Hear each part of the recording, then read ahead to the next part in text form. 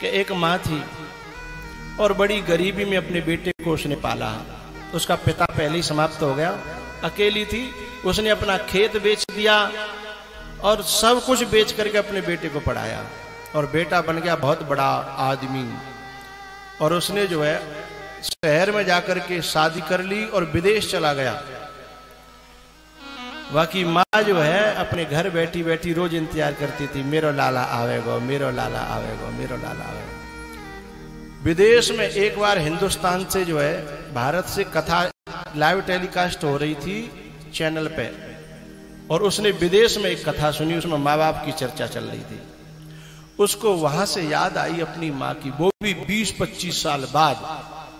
और उसने जो है अपने देश में टेलीफोन घुमाया कि वो मेरे गांव में किसी मित्र के द्वारा बोले जाके खबर कर मेरी माँ है क्या, जिंदी है मरी बताओ कितनों वैसो आदमी हो। एक ये बालक है जो रोज महीना 2-4 महीना में अपने गांव आता है, जबकि माँ बाप नहीं है तब है, चाचा ताऊ है तब, और वो जिंदी माँ को छोड़ करके और चला गया। जबकि माँ चाहती है बहू को सुख मिले, माँ चाहती है मेरी बहू आवेगी, मैं भाई अपनी वो करूंगी, क्या कहते हो, अरे शुरुआत में घर में अंदर लेती है ना, उसे कुछ कहते हैं आप लोग, मैं वो करूंगी। और वह नालायक ने तो अपनी माँ को ये सुकून भी नहीं दिया कि अपनी बहू घर में ले सके। इंतजार करते करते और वो इस दुनिया को छोड़ करके चली गई वो माँ। उसने जो है वहां से फोन लगाया, कोई खबर नहीं मिली, तो खुद चल करके आया। गांव में आया, गांव वालों से उसने कहा कि मेरा नाम फलानो है और मेरी माँ रह गई थी यहाँ। गांव वालों ने, जैसे हमारे जगदीश जी है ना, ऐसे लोगों ने उसे गालियां दी कि अरे नालायक, अरे कपूत, तो जैसो तो पूत न होए तो ज्यादा बढ़िया। तेरी माँ रोज इंतजार करती थी, मेरो लाला आए रहोगो, मेरो लाला आए रहोगो, और तू पैसा में इतनो आंधरो हैगो कि तेने अपनी माँ भुला दी। तेरी पत्नी के कहवे में या पत्नी के माँ में आज तो याद आई, तेरी माँ इंतजार कर करके मर गई। बोले बाको कोई चिन्ह है? बोले हाँ झोंपड़ी है, बाको तारो लगो, हमने कहा उन्हें कछु ना ले। बाकी 13 महीना भैया अभी तक चुक कोई था ही नहीं उसके।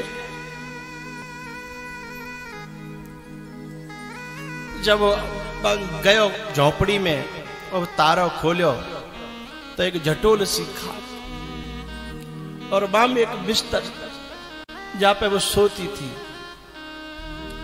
और वह बिस्तर में जब महोदय के रोयो ना, तो एक कागज के खड़खड़ावे की आवाज आई।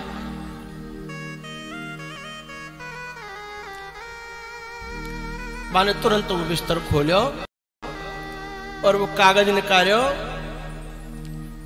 वो कागज खोल के जब पढ़ो तो वहां पे लिखी, बेटा मैं दुनिया छोड़ के जा रही हूं, मैंने तेरा बहुत इंतजार करो पर तू नहीं आयो, पर मैं तो तेरी माँ हूं ना, मैं तुम्हें बद्दुआ नहीं दे सकती। मेरी दुआएं तू जहां रहे सुखी रहे, अपना ख्याल रखना, पर एक मेरी प्रार्थना है, अपनी आंखों का जरूर ध्यान रखना। क्यों? क्योंकि तू छोटेपन में गिल्ली डंडा खेल लो ना, तो गिल्ली लग के तेरी एक आंख फूट गई थी। तो डॉक्टर ने कही कोई अपनी आंख दे दे तो जाके आंख दोनों ठीक रहेंगे। तो मैंने अपनी एक आंख निकलवा के तो दे दी। बाद नाते दुनिया मोते कानी कहती थी, लेकिन मैंने अपने ऊपर कानीपन को लांछन तो लियो, लेकिन मेरो बेटा की 2 आंख सलामत रहे, हमारे मैंने तेरी आंख दी तो वह आंख के रूप में मैं तेरे संग हमेशा रहूंगी। इसलिए आंखों का ख्याल रखना, समझना कि तेरी आंखें तेरी मां है। अब उस चिट्ठी को पढ़ पढ़ करके वो इतना रोया, लेकिन क्या अब उसे करोड़ों की दौलत दे करके भी वो मां मिलेगी? वो सुकून मिलेगा? करोड़ों अरबों खरबों खर्च करे वो मां नहीं मिल सकती। वो सुकून नहीं मिल सकता, वो उसकी गोद, वो उसका आंचल। वो सौभाग्यशाली है, आज तेरे चाचा हैं, ताऊ हैं, चाची हैं, ताई हैं। ये एक सुकून है, ये हर किसी के पास नहीं होता।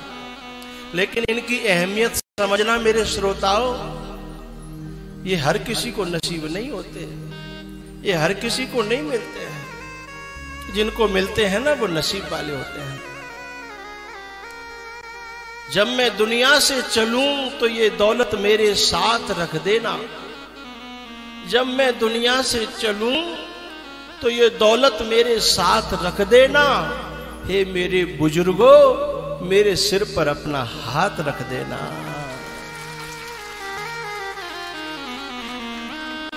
माही मंदिर माही पूजा, माँ से बढ़ के कोई न दूजा। प्यारेओ, इस बालक को अपनी माँ का अभाव पता है, और जिनके पास माँ है और वो सेवा नहीं कर रहे हैं, उन नालायकों से मैं कहना चाहता हूं, माँ की अहमियत समझना, माँ की कीमत समझना। क्योंकि माँ जिनके पास नहीं होती है ना, उन्हें पता होता है कि माँ की कीमत क्या है। और जिनके पास माँ हो और फिर वो अनादर करे ना, धिक्कार है उस संतान के लिए। माँ बेटे की जान होती है,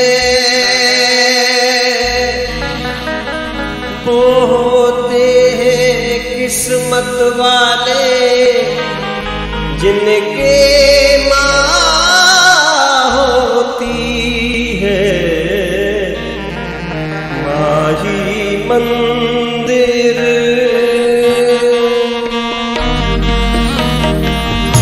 माही पूजा, माँ से